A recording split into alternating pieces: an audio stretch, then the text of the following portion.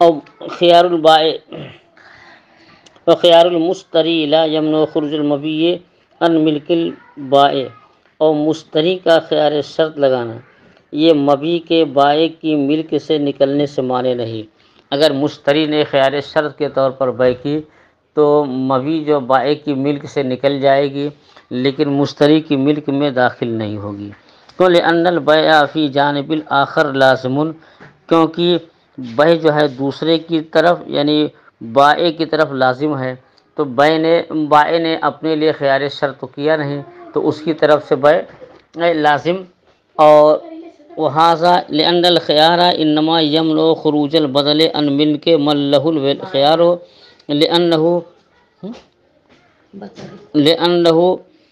شرع نظرا له دون الآخر، کیونکہ یہ خیار کہتے اس لیے کہ خیار شرط جو ہے مبیع یمنع خروج البدل، بدل کے نکلنے سے مانے ہے اس کی ملک سے جس کو خیار حاصل ہے۔ مثلا بائع نے اپنے لیے خیار کر دیا، خیار شرط کر لیا، تو اب بائع سے کی ملک سے مبیع نہیں نکلے گی۔ اور اگر مشتری نے اپنے لیے خیار شرط کر دیا تو 3 دن کے اندر اندر بائع اس سے ثمن کا مطالبہ نہیں کر سکتا، تو مبیع جو ہے اس کی ملک میں داخل نہیں ہوگی۔ جب مبیع داخل نہیں ہوگی تو ثمن بھی اس کی ملک سے نہیں نکلے گا۔ کہتے ہیں اس لیے کہ جس کے لیے خیار ہے تو اس کے طرف سے جو ہے بدل کے نکلنے سے مانے ہے، کہ لأنه شرع نظر له، کیونکہ جو ہے شریعت نے جو ہے خیار شرط کو مشروع کیا ہے اس پر رحمت اور شفقت کے طور پر، جس کو اختیار ہے، جس کو خیار حاصل ہے، دوسرے کے لیے نہیں۔ تو چونکہ بائع کی طرف سے خیار نہیں ہے اس لیے بائع کی طرف سے بیع لازم ہے، اور مشتری کو خیار شرط حاصل ہے، مشتری نے شرط لگا دیا ہے، تو مشتری کو خیار شرط حاصل ہونے کی بنیاد پر جو ہے بدل یعنی ثمن اس کے ملک سے نہیں نکلے گا۔ الا ان المشتری لا یملکہ، مگر جو ہے مبیع اگرچہ بائع کی ملک سے نکل گئی لیکن مشتری اس کا مالک نہیں ہوگا۔ اس کا مالک کیوں نہیں ہوگا؟ کیوں؟ مشتری کے پاس ابھی ثمن بھی ہے، مشتری نے جو ہے ثمن بائع کو ادا نہیں کیا، تو ثمن ہے بدل، کس کا بدل؟ مبیع کا۔ اور ایک شخص کی ملک میں جو ہے بدل اور مبدل منہ دونوں جمع نہیں ہو سکتے۔ اگر جو ہے اس کی ملک میں مشتری کی ملک میں مبیع داخل ہو جائے تو یہ لازم آئے گا کہ مبیع کا بھی وہی مالک اور ثمن کا بھی وہی مالک ہوگا، مگر یہ کہ مشتری اس کا مالک نہیں ہوگا امام اعظم رحمۃ اللہ علیہ کے نزدیک۔ وقال یملکہ، اور حضرات صاحبین فرماتے ہیں کہ مشتری جو ہے مبیع کا مالک ہو جائے گا، لأنہ لما خرج عن ملک البائع، کہ جب مبیع جو ہے بائع کی ملک سے نکل گئی تو فلو لم يدخل فی ملک المشتری، تو اگر مشتری کے ملک میں داخل نہ ہو، یکون زائلا لا الی مالکن، تو اگر جو ہے مبیع مشتری کے ملک میں داخل نہ ہو تو لازم یہ آئے گا کہ مبیع مشتری کی بائع کی ملک سے زائل ہو جائے اور کسی مالک کی ملک میں داخل بھی نہ ہو۔ ولا احد لنا بہ فی الشرع، اور شریعت میں ہمارے لیے کوئی ایسی نظیر، کوئی ایسی مثال نہیں کہ ایک چیز ایسی ہو کہ جو بائع کی ملک سے نکل جائے اور کسی کے ملک میں داخل نہ ہو۔ ایک کی ملک میں کوئی چیز نکلے گی تو دوسرے کی ملک میں داخل ہوگی۔ مثلا ہم نے آپ کو قلم ہبہ کر دیا تو قلم ہماری ملک سے نکل گیا اور آپ کی ملک میں داخل ہو گیا۔ تو کوئی بھی چیز ہوتی ہے ایک کی ملک سے نکلتی ہے دوسرے کی ملک میں داخل ہوتی ہے،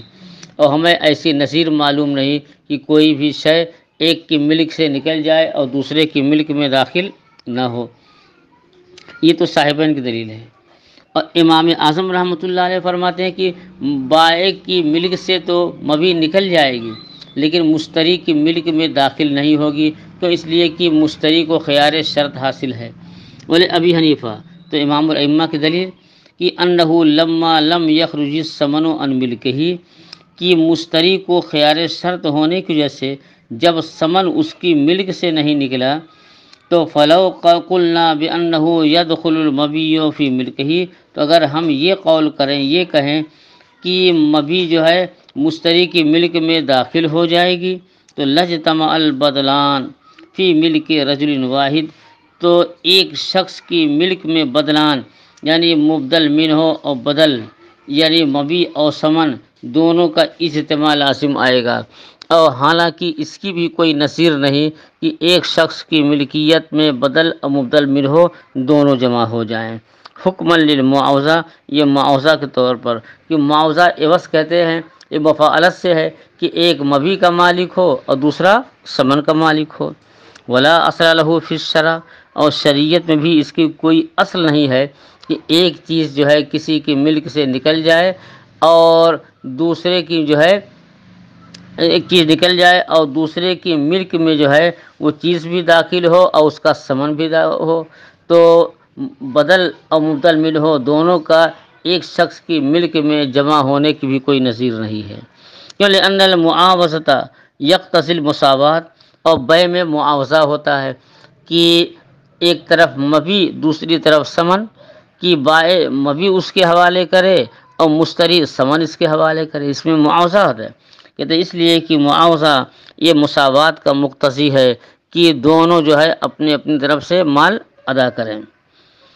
دوسری طریقے وَلِأَنَّ الْخِيَارَ شُرِعَ نَظْرًا لِلْمُشْتَرِي، کہتے ہیں اس لیے کہ خیار شرط جو ہے یہ مشتری پر نظر اور شفقت کے طور پر مشروع ہے، لیتروا، تاکہ وہ غور و فکر کرے کہ یہ میرے لیے مناسب ہے یا نہیں، فَيَقِفُ عَلَى الْمَصْلِحَةِ، تو اب یہ اس کی مصلحت پر جو ہے موقوف ہوگا۔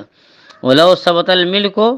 اور اگر جو ہے مشتری کے لیے مبی میں ملکیت ثابت کر دی جائے تو ربما یعتق علیہ من غیر اختیارہ، تو کبھی کبھی جو ہے مشتری کے اوپر جو ہے اس کا قریبی رشتہ دار اس کے اختیار کے بغیر آزاد ہو جائے گا، بِأَنْ كَانَ قریب ہو، بئی طور کی جس کو خریدا ہے وہ اس کا قریبی ہو،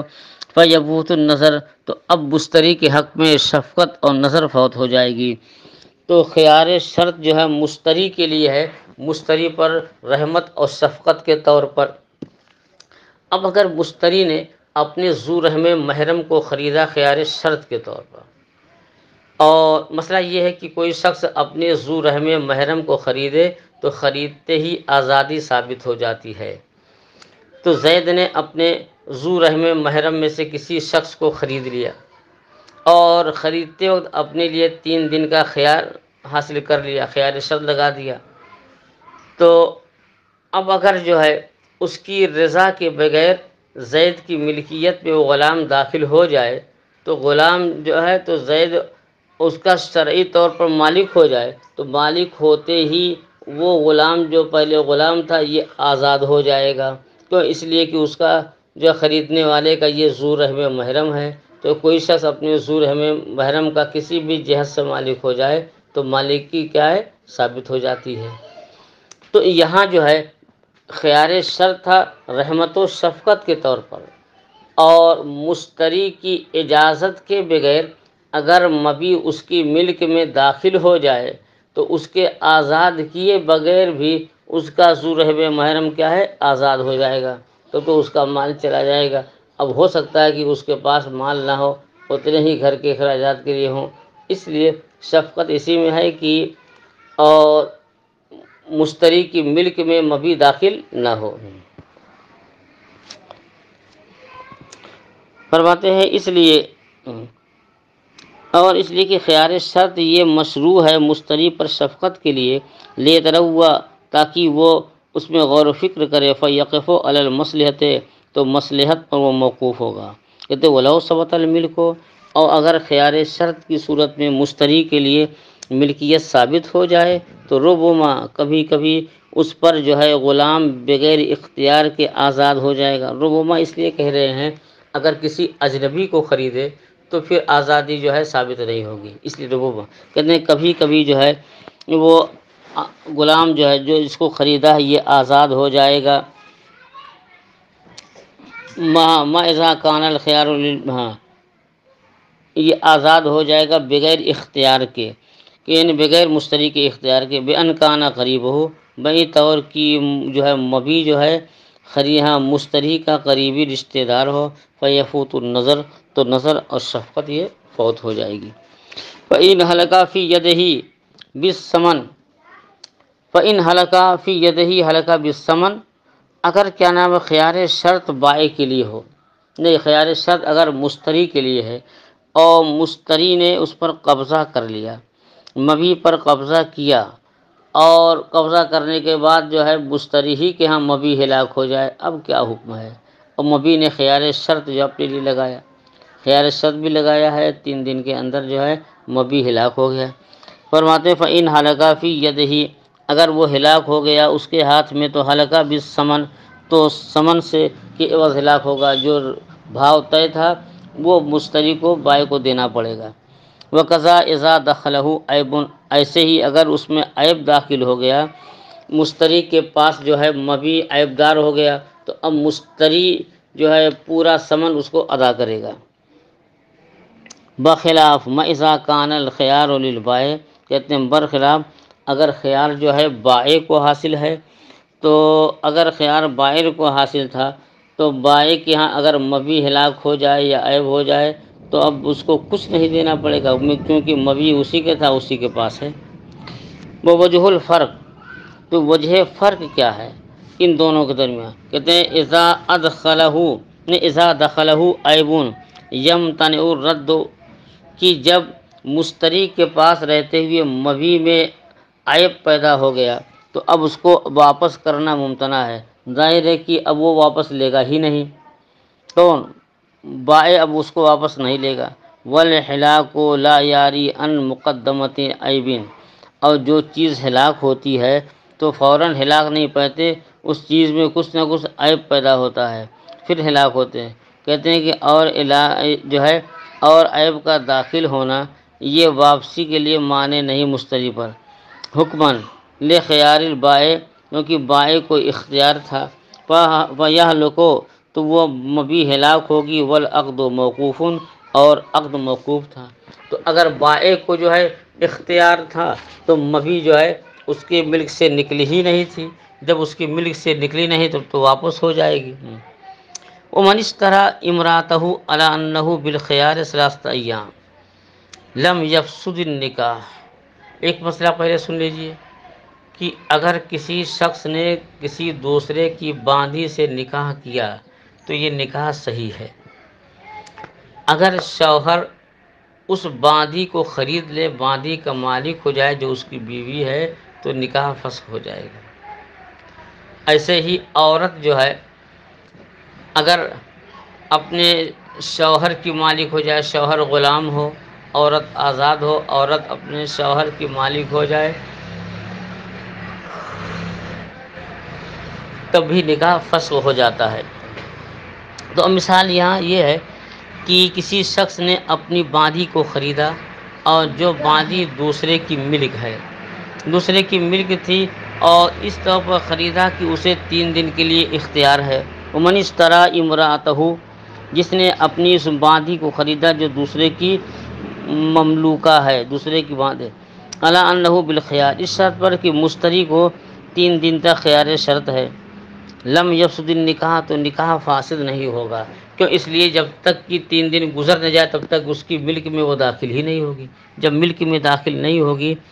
تو ابھی نکاح فاسد نہیں ہوگا، کیوں؟ لأنہ لم یملکها لمالکہ من الخیار، کیونکہ جو ہے وہ لم یملک کی مشتری جو ہے اس کا مالک ہی نہیں ہوا، کہ لما لہو، لأنہ لم یملکها لما لہو من الخیار، کہ مشتری جو ہے اس باندھی کا جو اس کی بیوی ہے اس کو اگرچہ خرید لیا ہے لیکن خریدنے کے بعد بھی مالک نہیں ہوگا، کیونکہ اس کو خیار حاصل تھا،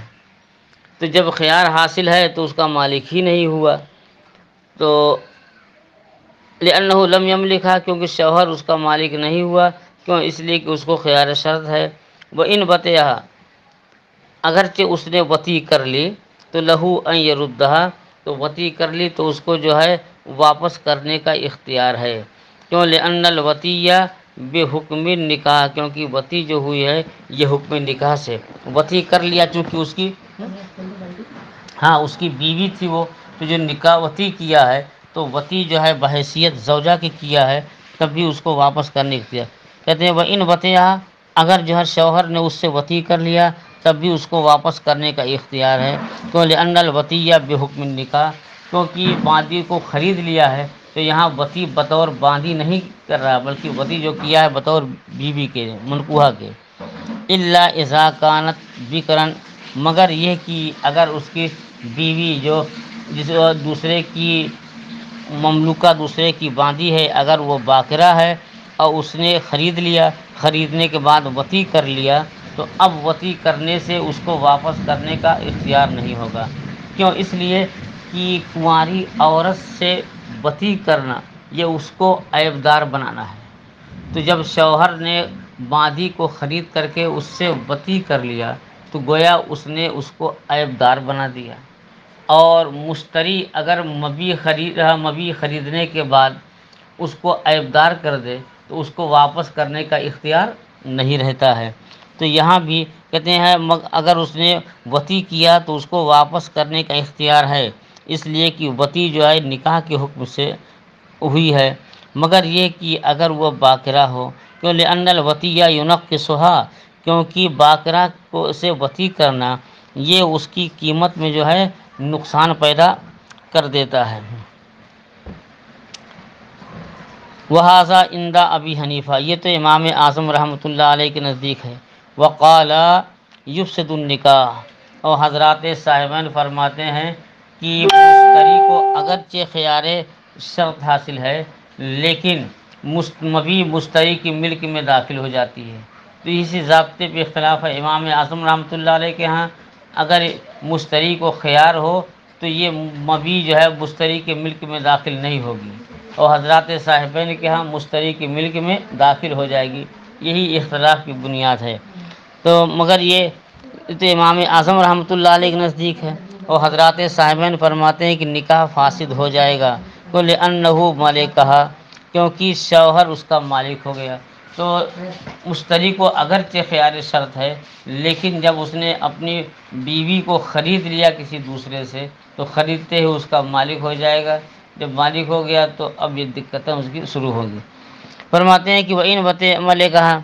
کہ اور جب مالک ہو گیا، وہ ان وطیہ، اگر اس سے وطی کر لیا تو لم یردھا، تو اسے واپس نہیں کرے گا، کیوں؟ لأن وطیہ بے ملک الیمین، کیونکہ یہ وطی ہوئی ہے ملک یمین کے طور پر، اگرچہ ہندہ اس کی منکوہہ تھی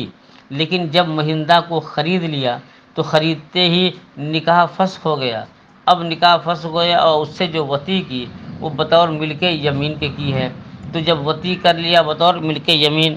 تو فیمتنع الرد، تو اسے واپس کرنا جو ہے ممتنع ہو جائے گا، وہ ان کانت سیبن، اگرچہ وہ بیوی کیا ہو، سیبہ ہو یعنی کنواری نہ ہو۔